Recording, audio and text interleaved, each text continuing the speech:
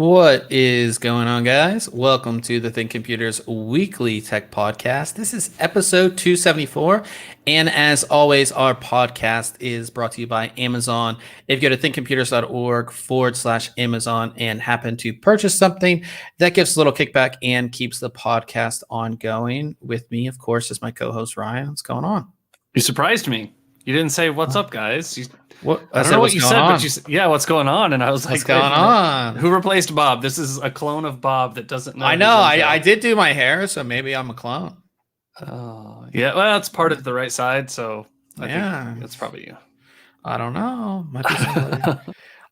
Talking about Amazon, I'm like, so I've been ordering like a ton of stuff for the past since I moved because like you always just need stuff, and like the last 3 or 4 of my orders, they say it was delivered, and it's like delivered, but because they use different carriers, but most of the time delivered by Amazon, and they say it's delivered and it's not delivered, and then there's no, like, usually they have like proof of delivery with a picture. None of these have proof of delivery with a picture, and it says it was delivered, and then you have to wait 3 days to get a replacement or a refund. It's been so annoying. I don't know if like the Amazon guy is like, if there's a problem at the warehouse where they're scanning it in and it's not right, or like they don't leave it like at an office for you or anything. No. Like they leave it at your door, and like I don't know what. Like I'm pretty sure the Amazon guy is either stealing it or whatever. But it's just like, and it's not my neighbor because again, when they deliver, when like there is like an actual delivery, there's always a pit. Like they always have the picture. Right. Yeah, it's like weird that they're not giving one. On the ones you're not getting it, you're not getting a picture. So like, it doesn't really make sense. And as like every time you gotta, like I go through like the Amazon chat and they're like, blah blah blah. Have you checked your neighbors? I'm like, yeah. Like there's no proof of like you should like if you get something from Amazon and it's delivered by Amazon, there was always proof of delivery. You know what I mean? Because that's how the system works. So yeah, but I mean, I've been getting like the replacements and they've been coming, but it's like I just waited a whole another week and a half to get this thing that I needed last week. It's just annoying. So yeah, that's my sorry to hear that. Yeah, my Amazon issues. And the thing is, it's weird because it just started happening too. Like it has. You've been there for a while and you haven't had any issues. And then I have. Yeah, just has it been every one of them since then, or have you gotten like some in between? It's been like the last. It's like 50%. So like the last 3 out of 6 things I've ordered, I've had those issues. I don't know what to do. So, like I said, it's either one of 2 things. It's either there's a problem where they're scanning it as delivered and not delivering it, or like there's a problem at like the distribution center where it's being scanned as delivered but it's not, or it's the Amazon guy scanning it as delivered and then taking it. Yeah. But again, it's not like it's not super expensive items. Like last thing was like a power cord for my camera, which is like $7. So it's not like. Yeah, but it's an inconvenience, especially you're like, all right, I know if I buy this now, it's going to be here in 2 days. Well, yeah. And then you're like 4 days out and you're like, well, I could have just gone to Best Buy or something and gotten a replacement. So that's my first world problems over here, but it is annoying when you're used to like the and like luckily it wasn't something that I absolutely needed, because again I do order on Amazon because I'm like, okay, it's going to be here in a day or 2 days at most, I'll have it, and then when that doesn't come in, say like I was working on a project or I needed to get a review done and I need a certain part, I'd have to wait another 3 to 5 days to get it, which is annoying. So yeah. Kills your work. So yeah, but in the chat we have Jim from Home Gadget Geeks. He is in the house. What's going on, Jim? Long time no talk. Hope all is well in Nebraska. I haven't seen his. I do follow him on Twitter, but I haven't. His weather updates would always pop up on my Twitter feed. I haven't seen them lately, so I'm sure he's still doing it. But yeah. Let's get into tech. This is, of course, a tech podcast. So I know I was just rambling on about Amazon, but let's get into reviews. And now that I'm looking on my desk, I totally forgot to bring these in here, which I'm not going to stop the podcast to pick up. But I reviewed 2 completely different products this week. One is something that I've never been the biggest fan of, and we talked about it when we reviewed the last set of earbuds. Like earbuds to me, I like the over the head headset. And the only time where I would prefer like an earbud is sometimes like if you're going on a trip and you don't want to carry something so big, or if you're doing some type of physical activity where you need like the sport earbuds that will like physically stay on your head, whereas like a headset will easily fall off a lot of the times. So those are like the two times where I use earbuds. And traditionally, earbuds, they don't sound as good as over the ear headphones for the most part. They really don't. And when they're advertised as noise canceling, that's kind of like a joke. Like it's just like an earbuds doesn't work. Well, it's just like usually that's just like not. It just doesn't work. In my experience with earbuds, they haven't worked. But Philips sent over there, which again, Philips, you need to like change your naming because we talked about it with the sport ones. Your T8505, which is the worst name for earbuds, your T8505 true wireless earbuds, they sent them over to review. And I have to say that these, for almost everything besides sports, these are a set of earbuds that will replace your over-the-ear headset. They're that good. Like they sound that good. It's pretty impressive. Yeah, I've got earbuds, the wireless kind, and I mean they sound all right for listening to podcasts and maybe some music every now and then. But yeah, I would never consider replacing. But you're saying these are possible replacement. These are really good. So they're pretty big. Like they're decently large. And I think that has a lot to do with how good they sound. They have 13 millimeter drivers inside. They're very, very large. But I was really surprised at like how the bass comes through, how clear they are, how I think a lot has to do with active noise cancellation too, which actually works on these because to really get into your music, you don't want to hear the outside world. You want to be in your own kind of, like your own kind of world when you're listening to music, when you're watching a movie, like you don't want to hear outside stuff. And active noise canceling, of course, is a way to do that. And as I said, active noise canceling on earbuds, in my experience, has never really worked all that well. It's not that good. But with these, it actually works and it's really, really good.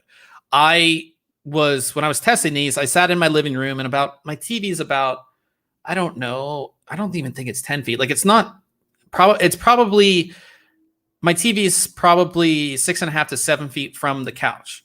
So I'm sitting on the couch and I have the TV at a decently high level. I turn on the active noise cancellation and it's like the TV's on mute. Really? Like it's that good. So you're not even listening to anything in them, just turning on active noise cancellation. No. I was listening to something, but again, I didn't have it like blasting, but I could, again, like I turned on something that was like not even music, like a podcast, and it was like the TV was on mute. It was that good. I was blown away. Like pretty cool. Blown away. And the way that they're able to do that is, again, they do have microphones. There's 2 microphones on each one of the earbuds. One is for the noise cancellation. The other one is for your voice. So that's how they're able to do it. Again, it's the best active noise cancellation that I've had from earbuds. It's just that good. And it allows you to, again, just escape like the outside world. This is going to be amazing if you're on a plane, if you're on public transportation, going to work. Even if you're outside, like if you live on a busy road, but like even where I live now, like I have a balcony, but it's on a main road. And if I want to kind of like not think about that main road, but I want to sit on my balcony, like I can put these in and not really hear all that much, which for earbuds is really, really good. Well, and you're also not feeling like you're isolated from the world either, right? Like sometimes you get those noise canceling headphones and they just like feel like you're like trapped in a box, a soundless box. But I'm guessing with these, like, they're so small, but they're doing a good job. You don't feel like you're closed in. You're out there on the deck and enjoying life without the traffic noise. Yeah. And then they actually have a second mode that allows like voices to come through, but nothing else. And it actually works. It basically allows higher frequencies to come through and it cancels out the lower frequencies. So this is really good if you are at the airport, which hopefully we all get back to traveling soon enough. But if you are at the airport and you need to hear what like the announcements are. You know what I mean? Mhm. You can hear those announcements, or even if you're like out for a run or whatever, and you go into a store and you don't want to take the earbuds out to talk to the clerk, you can hear them. Like it will allow those sounds to come through, but block out the the other That's sounds, cool. which is pretty cool. So that actually worked pretty well. Two, one of my favorite features, because I listen to a lot of podcasts, like audio podcasts. Again, like the same thing, like I'm at the gym and somebody's like, are you done with this machine? Or, like again, I'm going to the store and I have to check out and I have to take one of the earbuds out to talk to somebody, right? Whenever you take the earbud out, it will pause whatever you're listening to. It's like, and when you put it back in, it will start it up again. That's cool. Yeah, so it's like so many times I'm listening to a podcast that I'm really into. It's like, they're talking and they're telling a story, and I have to, somebody asks me something, I take it out, then I miss whatever part, then I have to go back. This just Try and solves all find that. where It's you're like, at. Yeah, I hate that. yeah, so there's motion sensors in each earbud that allows that function. It's a simple function, but like it's just like one of those dumb little things that, at least for me, for my use case, like is awesome, which I like is really good. These are larger, so these are not like sport earbuds. So if you're doing like you can probably get away with running on a treadmill, but like outdoor running and stuff like that, these will probably fall out. I went to the gym, and when I was doing sit-ups, they did fall out. They are bigger. But again, Philips doesn't market these as like sport earbuds for doing those type of activities. They do come with this pretty cool charging case, which you can see right here. The charging case is USB Type-C, but it also can be charged wirelessly. I tested it with an Anker wireless charger that I have. Worked no problem. The earbuds, there's actually a button on the back right here. If you can see that, there's a button on the back that does your pairing. So when you first, set these up, all you have to do is hit that button on the back, pair them, and you're good to go. You don't have to pair them one by one or do any of that kind of stuff. And what's nice is as soon as you open the top of the case, it's instantly going to turn the earbuds on and pair them with your device once you've already paired the first time. So it's just like all those little things that just take time for pairing earbuds. It's all taken care of here. You don't have to do any of that. Now, with the active noise canceling turned on, you're going to get right around 5 hours of time, which isn't a ton.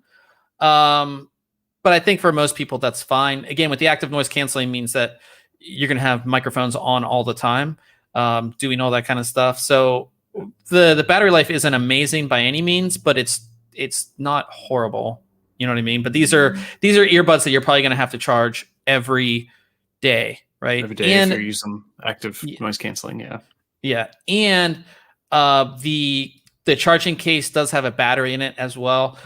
So that will give you total like up to 18 hours. If so, say you're on a trip or you're out like camping or something like that where you don't have a power source, if you have the charging case powered up, you can get a lot more time out of these as well. So really cool. Like I said, they do have an app, which is actually really useful.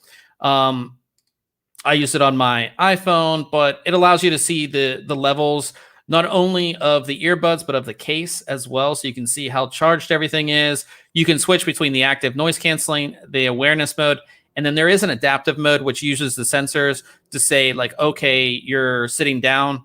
It will decide which mode to put it in basically.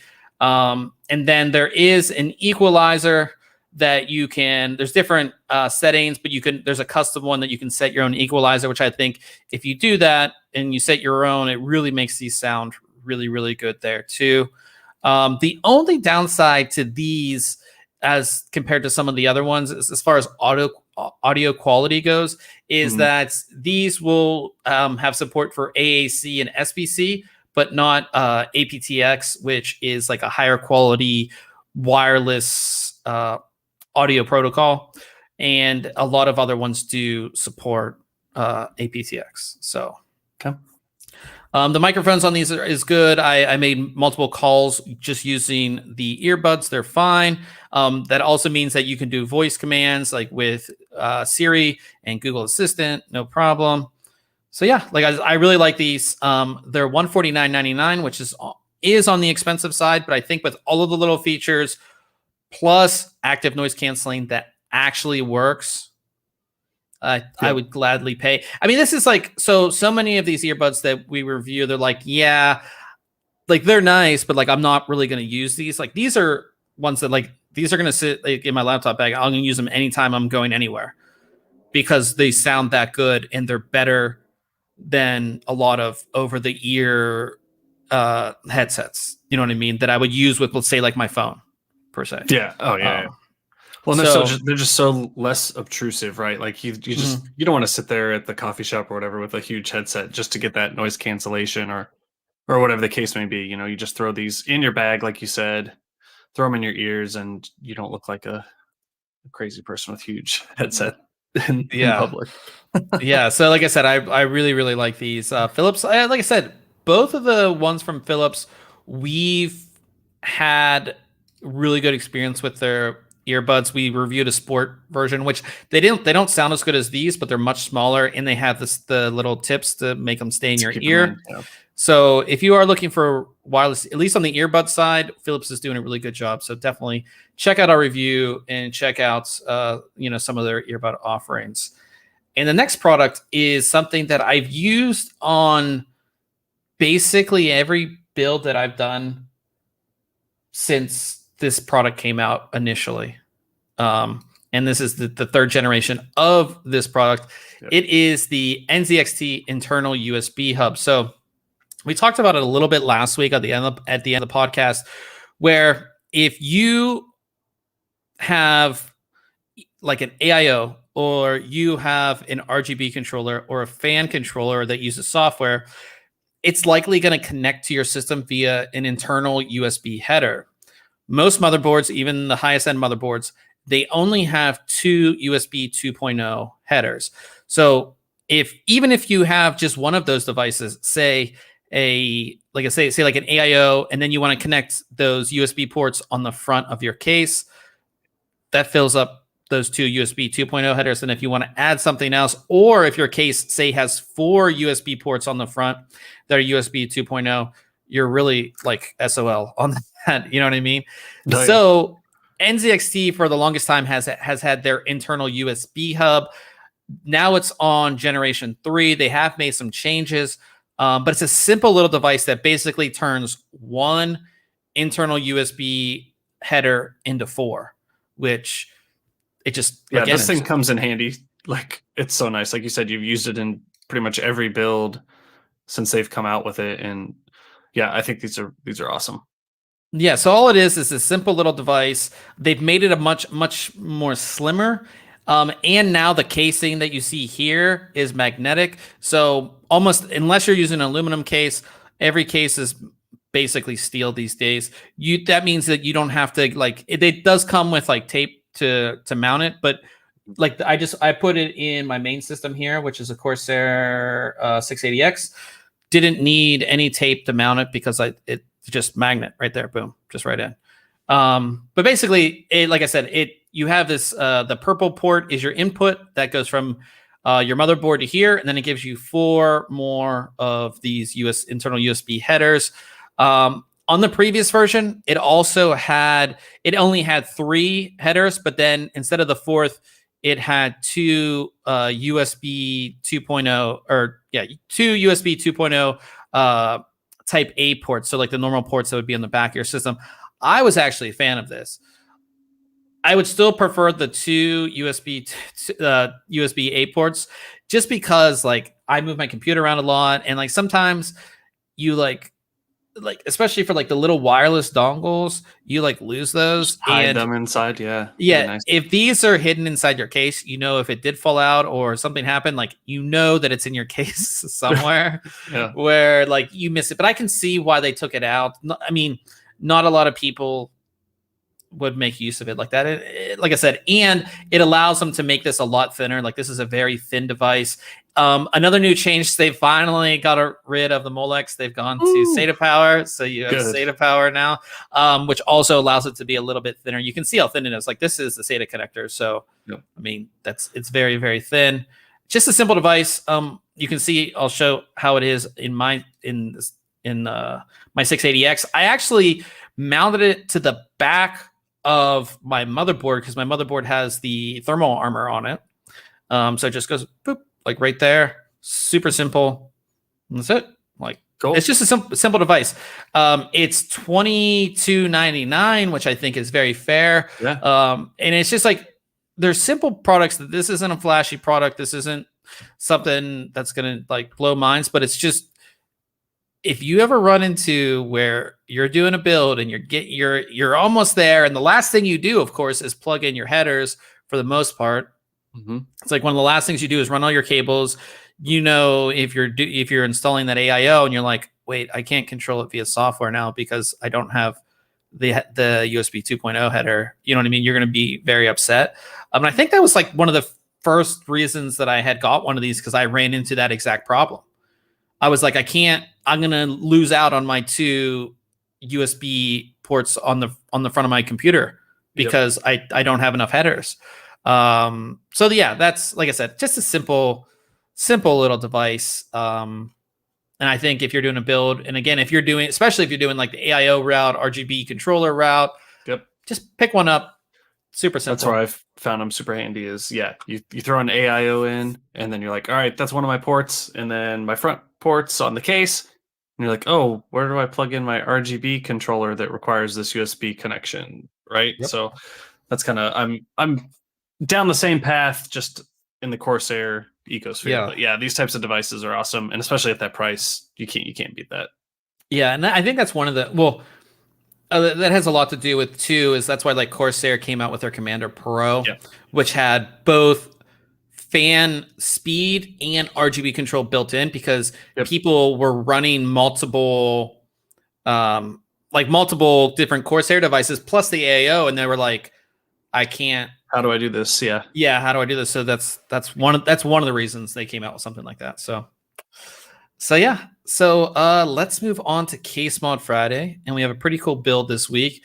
This is called the Cec Warp Core. This is from Critical Error Computing. I don't think we've featured a build from them before. So this is done inside the Deepcool Gamerstorm Quad Stellar, which is an excellent case. But I really like the colors on this. Just the different colors that you can kind of get that kind of go together. But as you can see, it just, I don't know. It's just something about the colors, especially on the front. Like this one is like one of my favorite. Yeah, I love that shot. It looks awesome. Like how you can get, the fan, like the fans these using, I believe they're the Corsair fans. And you can get a look there, but then the RGB on the case and inside is different color. Like it just looks excellent in my opinion. Let me go through. Got a mix of fans in there actually. It what? And it's soft tubing as well. I didn't realize that when I first looked at it, and then I was like, wait a second, because I was like, why did they put something around these hard? And I was like, oh wait, this is soft. Soft tubing. Yeah, and I think that's one of the. So this would be one of the hardest cases to do hard tubing in. Oh yeah. Because each part of the system is in a different section. Like each compartment it'd be tough. This is in a compartment. This is a compartment. This is a compartment. This is a compartment. So to run everything and then close it up, right? Yeah, I don't know. But you can see how the tubing kind of goes there. Really, really cool. I like this, but I think it's really cool. I love the colors on that too, and like the different color combinations, like green and yellow and blue. Yeah, that he's getting in some of these shots is pretty awesome.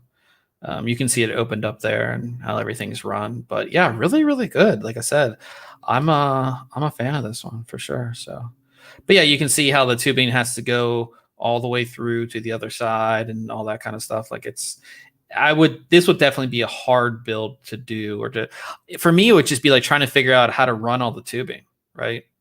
Yeah, because there's not a ton of component. A single GPU, the motherboard. Yeah, there's not GPU, a ton, but it looks like just looks like so many components to or a lot of tubing anyways to accomplish this, because they're all spread out in different compartments. Yeah, they're all spread out, and it's just like, so like I said, I like what they've done with this one. It's pretty cool. So definitely they do have one of the shots shows the onboard speaker. I did see that. The speaker in the case. Yeah, that one there. Okay. Yeah, I did see that. I don't When's think the last time you've put? I don't think that's part of the case. When's the last time you put a speaker connected to your motherboard, right? Yeah, that's kind of funny. I'm pretty sure that BioStar board did come with a little speaker that I reviewed, which was kind of funny. Yeah. But yeah, definitely check that one out. And I finally got off my ass and made a video in this new place, which is good, I feel. I have it on 4K. I'm probably gonna what's it called? I'm probably gonna freeze here or something.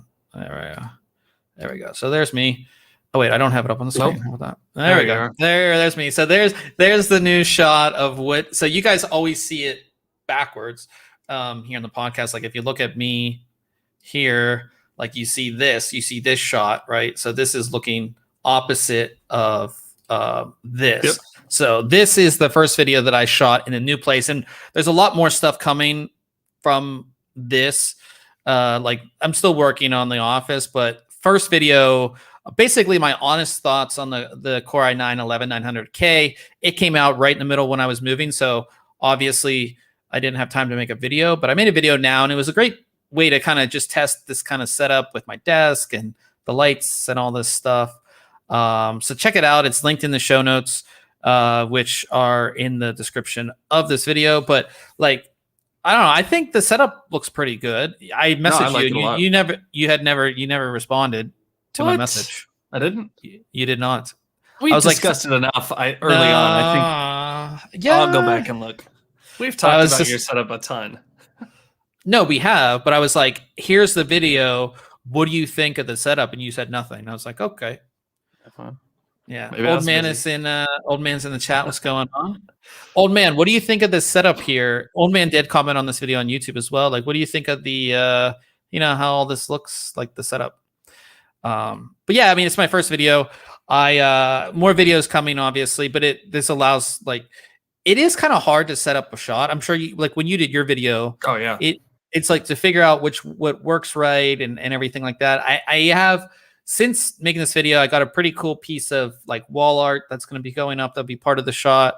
I also got a new video light, but I'm waiting for like the diffuser thing to come in for it. So I don't think we're going to be using that as much, but I think it looks pretty good. So yeah, so check out the video if you are interested in the Core i9-11900K. Like I said, my honest thoughts on it. Old man said, is that a Corsair case? Yeah, behind me, everybody talks about it in the video. I always make sure it's in the video. Is the Corsair 680X, which I might be replacing soon. I'm working on. I'm working on something, and you'll be pretty happy about it because it has to do with water cooling. But working on maybe replacing that eventually. But I love that case so much. It's so nice hard to build in. It's nice to build in it, but it's not the traditional tower. It's a little bit wider. And that's why I like it, because I can, like, it allows me to do the vertical GPU, which I wish I could show you guys, which I have, and it gives more space to the actual PC compartment, and then the power supply and everything's on the opposite side, but it's just wider. And most cases these days are just like the normal width. This one's a little bit different. I was like hoping like Corsair would come out with like a new version or something for like Computex this week. Yeah. But I don't think it's gonna happen. But yeah, but like I said, yeah, it's the 680X, cool stuff. But check out the video, guys. Again, it is linked in the show notes here, and that brings us to news this week. And it is Computex, and it feels so weird because we're so used to being like overloaded with news and people. We always grab news from people who are on the ground at Computex, and obviously, with everything that's not really happening, there's a bunch of virtual stuff that you could see. You can watch all the keynotes, but it's just not the same. And just like how how everything's been, it's just not the same. And you only care about the big news, right? So obviously the big news, which we've been talking about for the past month, I would say, is the launch of, or the announcement and launch of the RTX 3080 Ti and the RTX 3070 Ti. Now, we'll go over specs first. Where are the specs? Yeah, they're in there somewhere. I can't find the specs. Let me see here. Yeah, well, the 3080 Ti will be $1,200, and the 3070 Ti will be $600. Somebody on Twitter said something really interesting about, and this has been the consensus from the reviews that came out today. Actually, let me find this thing I found on Twitter. So somebody put this on Twitter, and I think it's a pretty good comparison for at least the 3080 Ti. It says nearly 2 times the price of the 3080 for 20% extra VRAM and 15% more CUDA cores. So basically the consensus from almost everybody, that all the reviews that I've seen, minus like 1 or 2 where people are like NVIDIA shills, but right. It's too expensive for what you're getting. Yeah. Right. And this person said maybe they should have marketed as a 3090 Lite rather than a 3080 Ti. Half the VRAM, 2% fewer CUDA cores for a $300 discount. Yeah, I mean, when you're looking at twice the price, you want a pretty good bump in performance. Yeah, and then, I mean, for only like it's 15% more CUDA cores, but what I've seen is around 10% better performance. Like for twice the cost, you want a lot more than 10% better performance. Yeah. I mean, right? We don't expect next generation to cost twice as much, right? Like, yeah, you wouldn't expect that from the next generation with that small of a performance bump either. So I don't know. Yeah, I mean, sad. It's like, I'm just announcements for any graphics cards right now are just like dumb because you're not going to be able to get them. That's the first thing. So that makes it not sound as great. But 2, I mean, at that price, you expect more than 10% better performance, right? Yeah. I mean, that's double the price. Would you have been happier with your kind of what you thought, the $1,000 price point? Yeah, a little bit. I mean, let me bring this up because I have all this stuff up here. Let's see. So the RTX 3080. Let's bring this up. So the RTX 3080 launched for $699. Obviously, it had the 10 gigabytes of VRAM, and it has, where are the list of cores on this thing? I can't read tonight, dude. It's just not happening for me. Okay, so it has. Are you going to share this, or are you just reading off of it? I'm just reading off. So it has 8,704 CUDA cores, 10 gigabytes of GDR6X memory, right? Mm-hmm. And now the 3080 Ti has 10,240 CUDA cores, 12 gigabytes of GDDR6. Yep. So, and it's 1,200. I don't like it. Yeah, it needs to be 1,000. Yep. If not, I mean, again, we're not getting these for this price, but I mean, if you think about it, I don't know. Well, like, and you already said it, does it even matter if you can't get them? Old man was saying that there's a listing on Best Buy for $1,200, $1199.99, but they're sold out. Yeah, of course. So, I mean, the thing is, and I talked about this when I made my video on the Core i9 11900K. My biggest thing was the whole premise of the video is like, is it trash? Because everybody says it's trash, right? I said, no, it's not trash. If you get it, you'll be happy with it. Yeah. But you're not going to be happy with the price you paid. You're not going to be happy with the price. And I feel this is the same thing. Like, exactly. If you get this card, it's going to do everything that you want. You can game in 4K. You can do crazy frame rates in a lot of games. Obviously, amazing for 1440p. You can do rendering and stuff. Like you could do everything you want to do, but it's overpriced, and that's why I think a lot of people, almost every YouTuber that I saw, like they say it's not worth the money. And for what you're getting with a 3080, it's not worth the money. Yeah, And what is the 3090? Gives you twice as much memory. Yeah, let me see here. What am I doing? 3090 has 24 gigabytes of VRAM and 10,496 CUDA cores.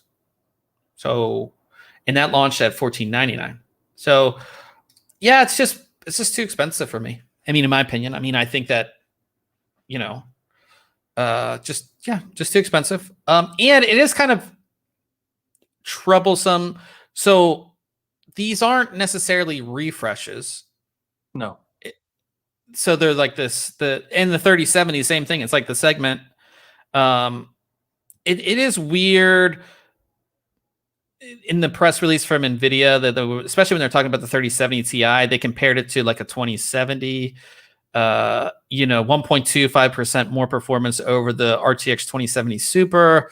Like, yeah, I don't know. The 3070 I feel is a real interesting spot because the 3070, let me look this up here. The 3070, let's see. What do you want to see? The 3070, the 3070 Ti will have, let's see, we'll have 6,144 CUDA cores, and it's going to have 8 gigabytes of GDDR6. Yeah, so you're not getting any. Well, it's GDDR6X. Yes, GDDR6X. Just GDDR6 in the 3070. Yeah, and this is $599. The 30. Why can't I click on the right things ever? The 3070, again, this is like retail is $499. So you're going up $100. And how much more are you really going to get? Again, the reviews of these don't come out till next week, so we'll see. Right. I don't think it's going to be too impressive because you're getting like 400 more CUDA cores. And we didn't even talk about, but these are all light hash rate cards. Wouldn't you rather get a 3070? Right. Yeah. Have a non. Card. Yeah. I mean, it's just that's a little weird. But I think that and again, I say this every week. I said that they need that card in between. This is the card in between, I guess, but it's just priced wrong. Yep. 3070, how much more powerful are you going to make it compared to the 3080? And are we starting to get into too many cards going down the product stack, as we talked about with the last generation? Like, do we really need a 3070 Ti? Do you need something from what, $499 to what's the 3080 price? $599 or $699?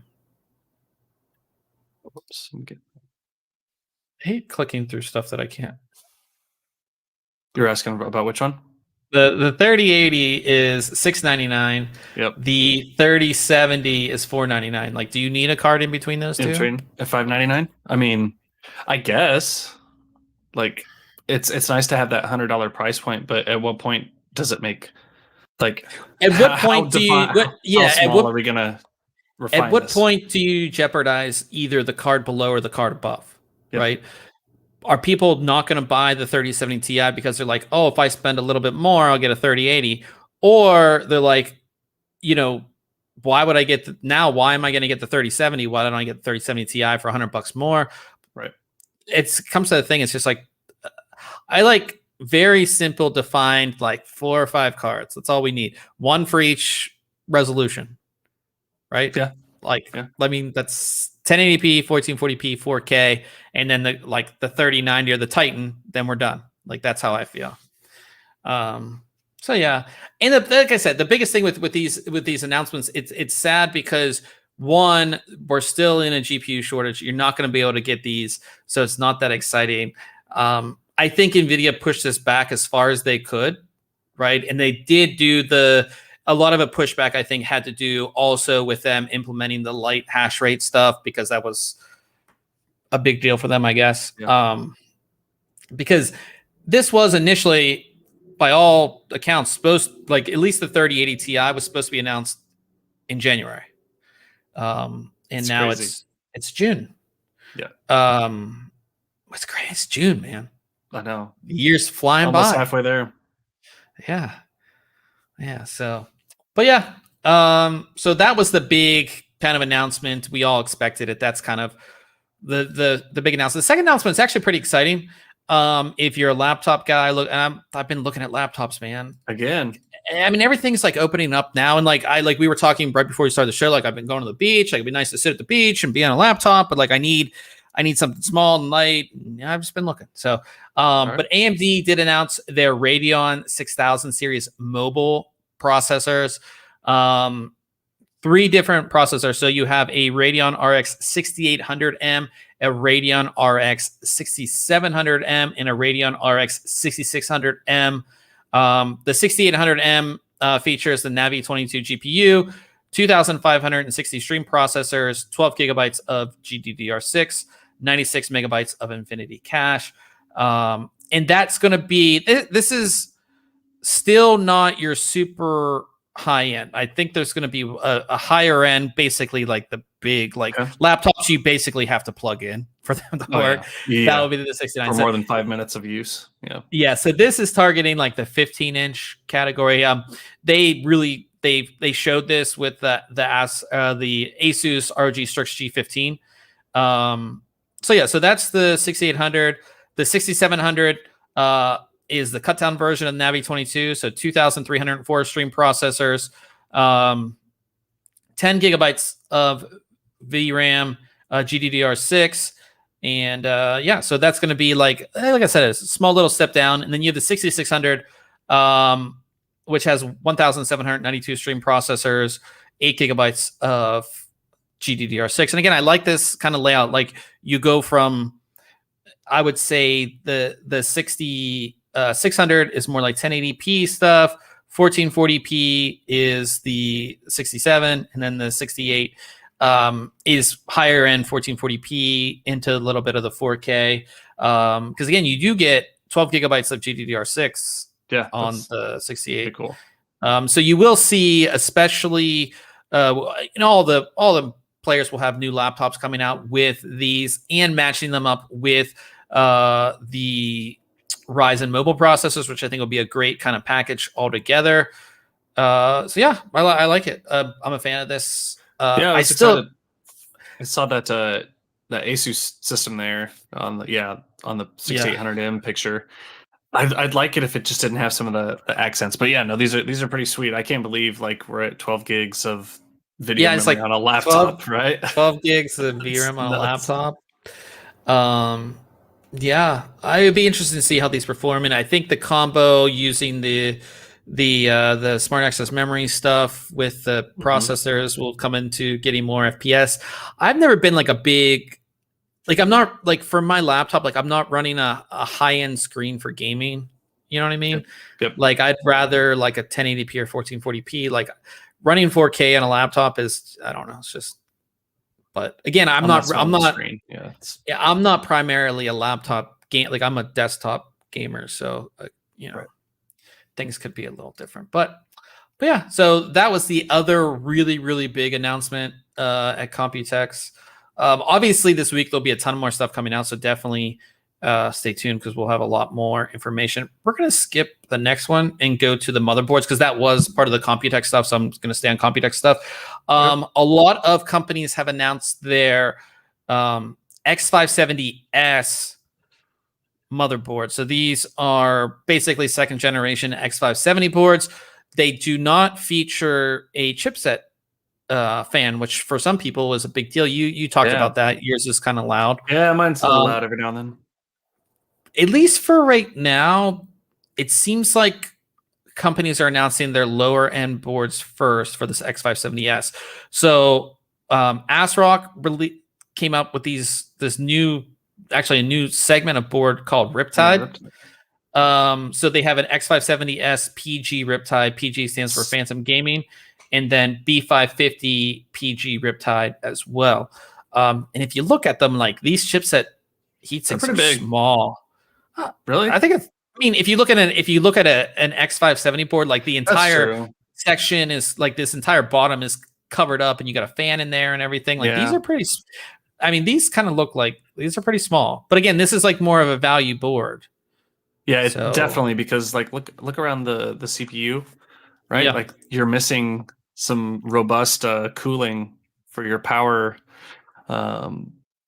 conditioning and your phases there that you'll typically see on other boards. Yeah. And the name Riptide makes me think, where's the water cooling on it, right? It just, especially when they've got it shown with a wave, I'm like, oh, is this going to be a water cooled? No, it's not. But no, that's their Aqua. I know.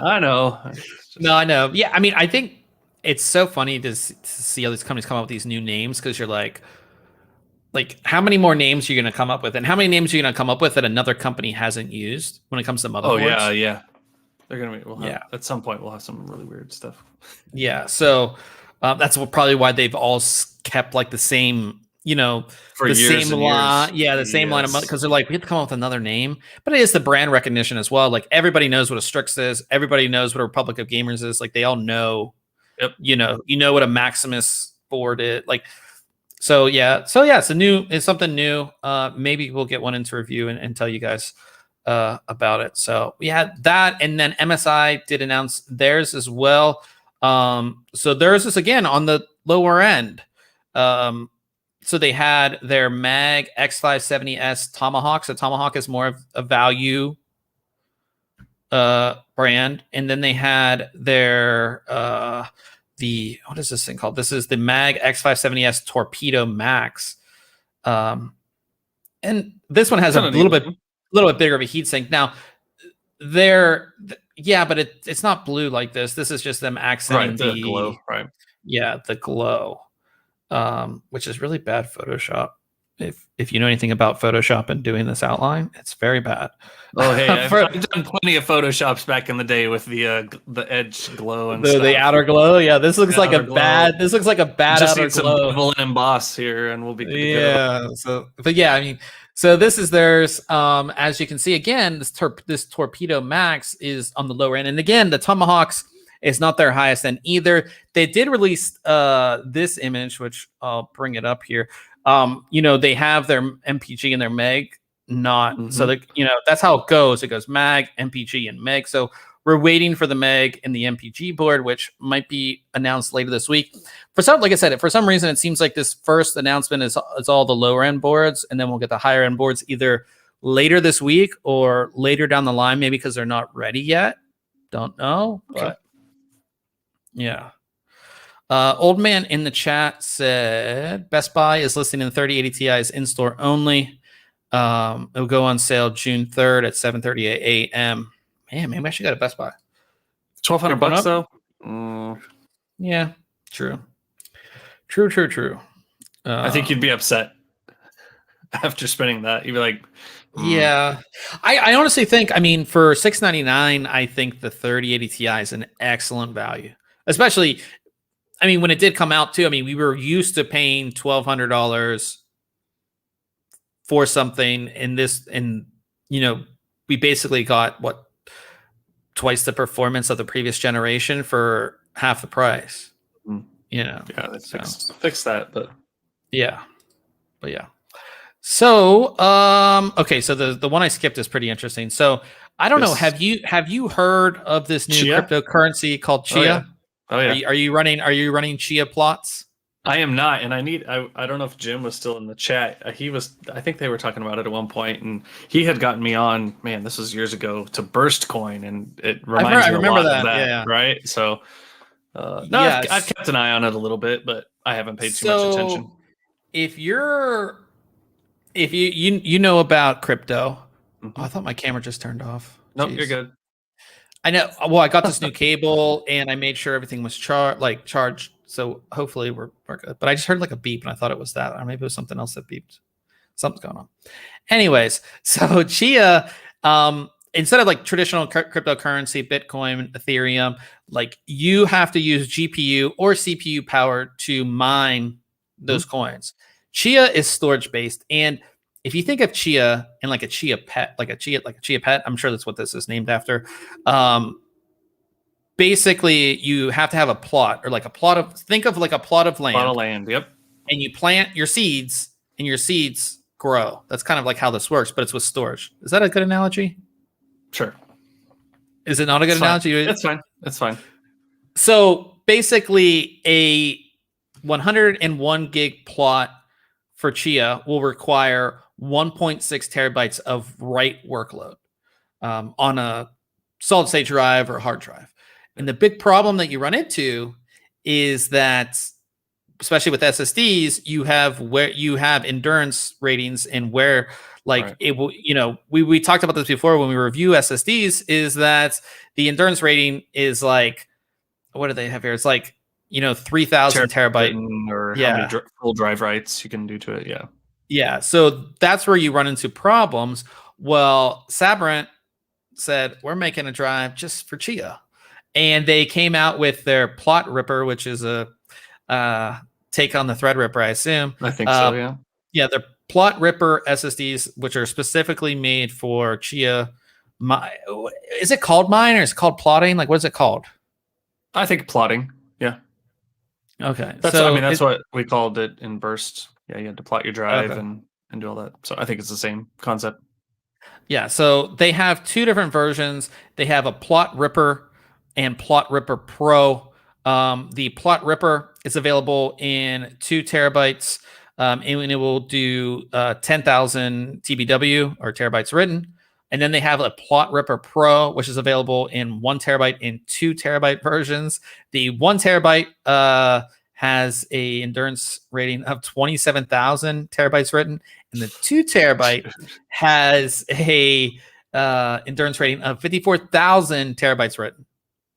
Wow. I don't think you would like a normal SSD. You would never write that much ever. You would, yeah. The 1 terabyte Pro, you could fill up the whole drive 27,000 times. Like, that's crazy. Like, it's so much more than a standard drive. Absolutely nuts. Yeah.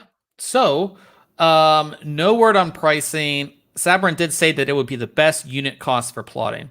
So they're looking to become the standard for this, which I think is, if you can get, just like with GPUs, it's going to make you money, even though obviously these are made specifically for miners, but like, I mean, they're going to buy them if people are going to use this to mine. So, and they said right now, like the total Chia plots is like 14 exabytes or something crazy. Something like insane. And just like 2 weeks ago, it was like half that. So people are getting, I think a lot of people are getting on it because it's like a new thing, but then they will realize that it's going to kill their hard drives. Like kids who have like a family PC or whatever, they're blowing up drives. Yeah, it doesn't make sense to do it on hard drives. I don't believe. Like it makes so much more sense to do it on SSDs.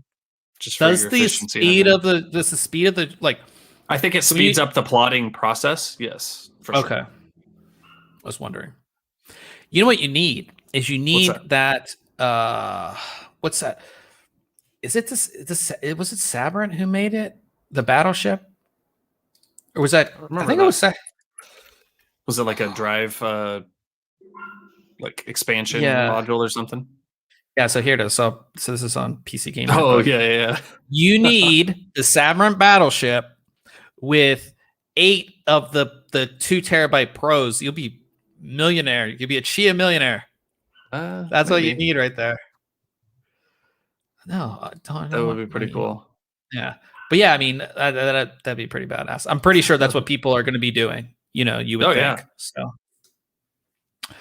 So yeah, pretty cool stuff there. It is cool to see stuff like that. But then we have Kingston. So Kingston, as you know, their gaming brand is HyperX. HyperX has been around for a long time. HyperX? Yeah. Well, I don't know if this means they're getting. It was not Because it was HP, right? HP was buying HyperX, right? So does that mean, we sold off HyperX, now we're Fury, right? Kingston Fury. I didn't even think about that. Okay, so what Kingston has a new brand called Kingston Fury, but it says rebranded the DRAM, flash, and SSD gaming line into Kingston Fury.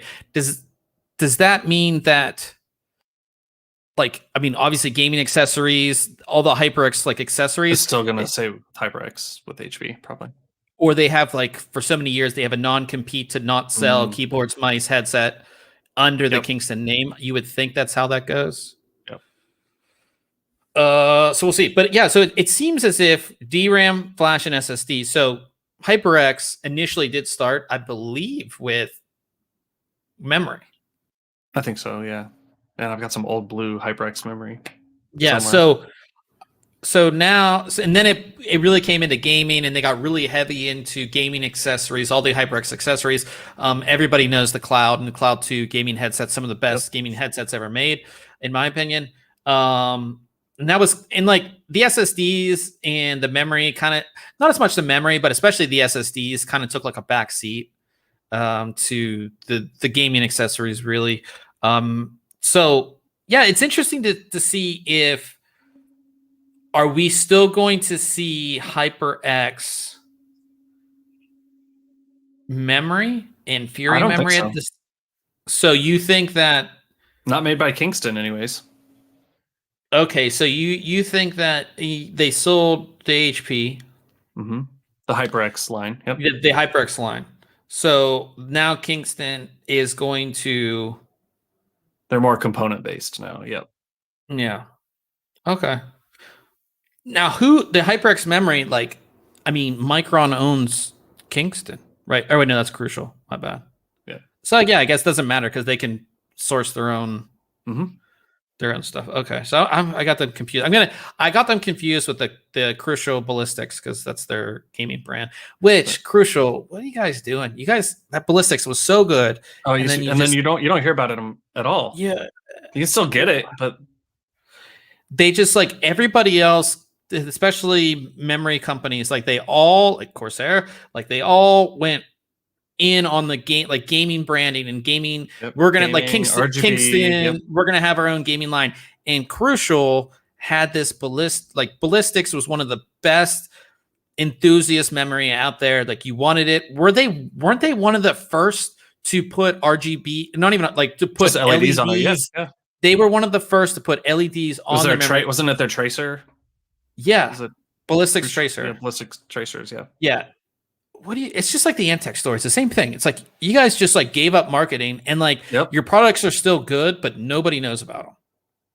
Sorry, that's my rant. That's my rant for tonight. Man, out of nowhere. I gotta do one of those. I gotta be pissed off at one company. There's a couple of those. There's multiple of those companies in this industry that just like, where'd you guys go? Like we'd happy to have you at the table. You gotta pull up a chair though. Like, come on. But I mean, you see the success, especially like again, Corsair's like the biggest one. Like they are probably the most successful. Kingston's not far. Kingston wasn't far behind with HyperX because, I mean, they have a HyperX arena in Vegas. It's huge. Yeah, it's enormous. Yeah, they have they have their own esports arena. Crucial, like you had Ballistics and you could have did something with it, and the product was good in my opinion. The Ballistics memory was always good, so you missed the boat on that one. So Old Man said his first SSD was a 240 gigabyte HyperX SSD. I have two HyperX 120 gigs around here. I remember reviewing my first SSD. I think it was an OCZ. Do you guys remember OCZ? Oh yeah. There's some real good OCZ. I've been trying to get somebody like on this podcast who used to work for OCZ because there's some interesting stories. Like I always wanted to do stories like of like just crazy stuff from the industry because I mean you've been to Vegas, like there's some crazy stuff that happens and like Jordan Belfort type stories. And like I mean there's reasons why OCZ isn't around anymore and like that has a lot to do with it, but I'm not going to go further than that. But I wanted to get the people who were there to talk about it, but well, maybe we'll see in the future. But in any case, yeah, my first, I'm pretty sure it was a 32 gig OCZ drive. Can you imagine? Or what are you going to do with 32 gigs these days? You can install some games, a lot of games, yeah. right? Yeah. So I remember everybody's like, yeah, make that your OS. Remember, it was the whole that's your OS, and then your your normal hard drive, your platter drive is your games and everything else. Your media and your And again, they were so small, like 32 and then 64. Like when they first came out, I'm pretty sure 32 and 64 was like all you could get. And like Windows would just fit on the 32. You had to install all your other applications on the normal hard drive. I think I remember doing that because it was like, I want this fast speed, man. Like, Yep. So, but yeah, so we'll see how Fury does. They said they're going to have specific lines within Fury. So that you're going to have Fury, Renegade, Fury. So at the top, Fury Renegade is the super high performance. Fury Beast, it says Enthusiast. Fury Impact, which will be, and then like Fury Impact will be just like the more not low end, but so yeah, pretty cool. So we'll see. Maybe we'll get some Kingston Fury stuff into review, and we'll see if they had, like, again, we don't know, but if they had like a non-compete, or if they had, you can't make gaming accessories for X amount of years, and then maybe we'll see, Fury products.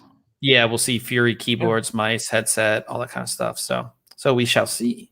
Then we have Intel, and they made this statement on one of their recent, I don't know what it was, but they have said that they have a better gaming experience than 100% of Mac laptops. Now, when you hear that, what do you think? Like, what's your first reaction? My first reaction is, who's gaming on a Mac laptop in the first place? So it's probably pretty easy. My first reaction is, duh. Yeah, right. Obviously. Nobody's gaming on a Mac laptop, so of course you have the best experience. Yeah. So when the M1 came out, we talked about it. Yeah. Excellent. And Apple said it's the world's fastest core. Like that was like the tagline, and Intel was mad. And obviously, I think them going back and forth like this, I talked about it, and I even said that like in a year, 2 years, all Apple products are only going to have Apple CPUs in them. No more Intel, no AMD, like just all Apple. And I think stuff like this, them going back and forth and fighting, it's just bound to happen. I really think it's bound to happen. But yeah, they put out this, and they put out there like, oh, look, like we're better in all these games, but it's like, it's kind of expected,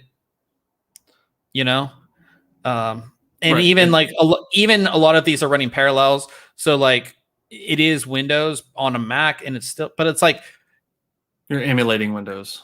Well, not even that, but it's like a MacBook is never, I don't think I've ever seen an Apple commercial, whether it be for a MacBook or a Mac or an iMac, for gaming. Like, have they? Maybe when WoW came, like when WoW was ported finally over. I mean, definitely not like because you wouldn't really advertise app gaming, right, for a MacBook or something like that. So yeah, maybe when WoW came to it. No, I can't think of any time I would have seen that. That's just they always tout the creativity piece for the most part in commercials. And I know this is like their marketing people or whatever, but it's like, maybe worry about something that's actually important. Gamers are not buying Macs. No. Like if I was buying a gaming laptop for gaming, I'm not buying a Mac. Yeah, it's not even on my radar. Yeah, it's not even close to being on my radar. So I just feel it's kind of tone deaf from Intel, but I mean, that is kind of been par for the course lately. Yeah, which is sad to say. So we talked about this last week. Finally wrote an article on it. New USB Type-C spec, 240 watts power from the port. Pretty awesome. It's crazy. So this is version 2.1 of USB Type-C specification. Basically provides more than double. So the max output of the previous was 100 watts. Now we're going from 100 to 240 watts of power coming out of USB Type-C.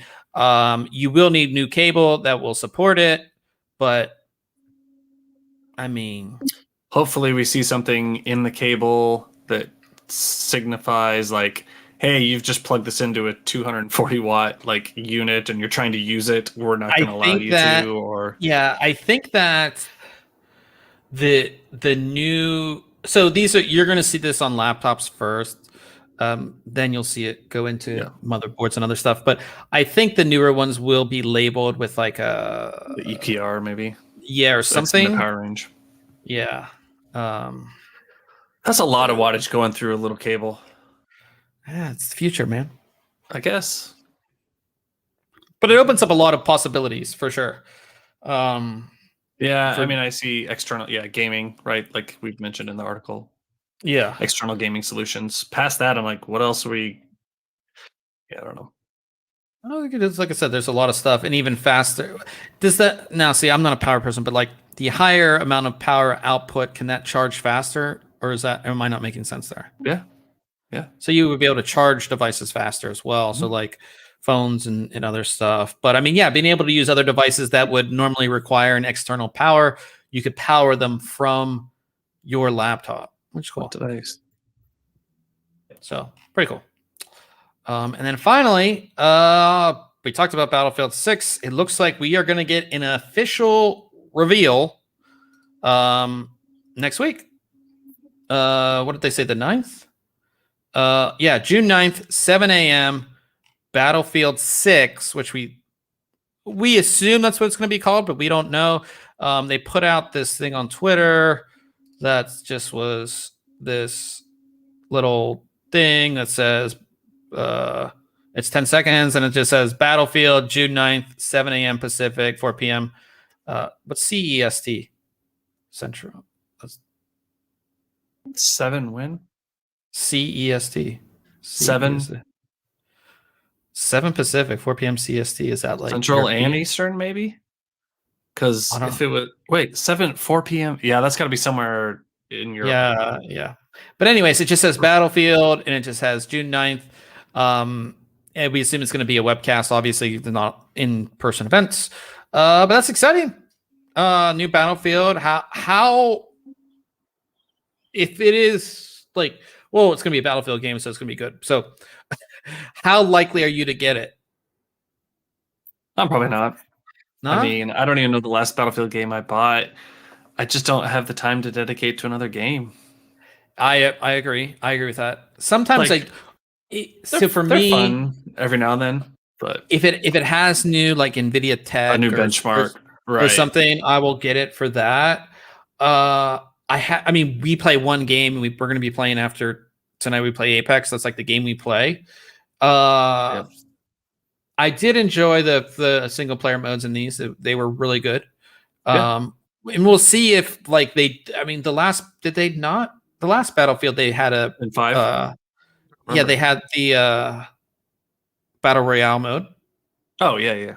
They had Firestorm, so that's probably going to be a big part of this. Probably a bigger part than the story because the story doesn't sell games anymore.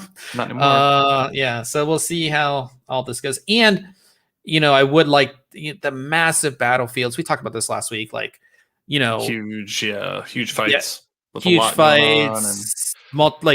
Aircraft, landcraft, boats, all this kind of stuff. Yeah. Those were like when I was playing. I haven't gotten there. Battlefield 3. Battlefield 3 was a lot of fun.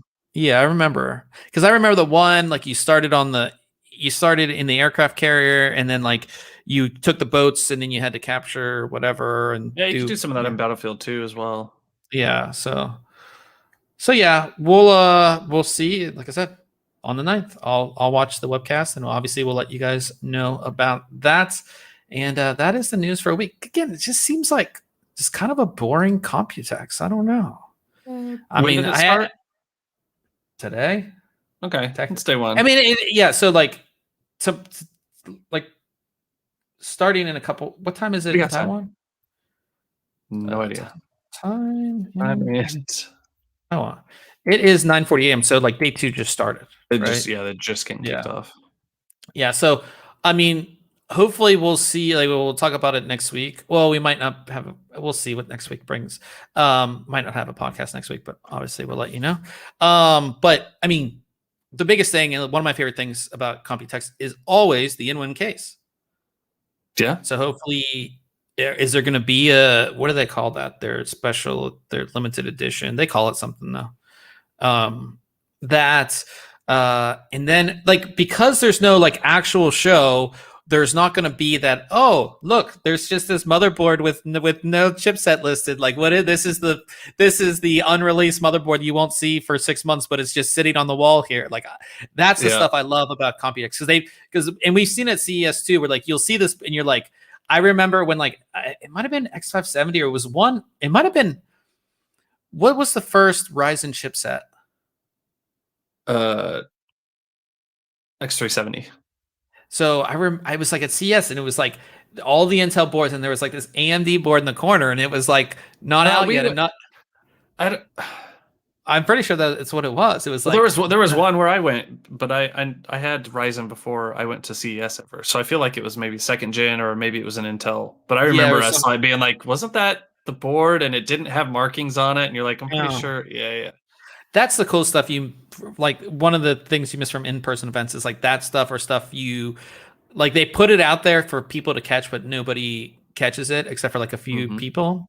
That stuff, or people just like, you're out, and they're drunk and they say, oh yeah, like this is when this is coming out. Like they just accident, like somebody who works for an AIB, they're like, yeah, this is when the NVIDIA 4000 series is coming out. Like, they just let it slip.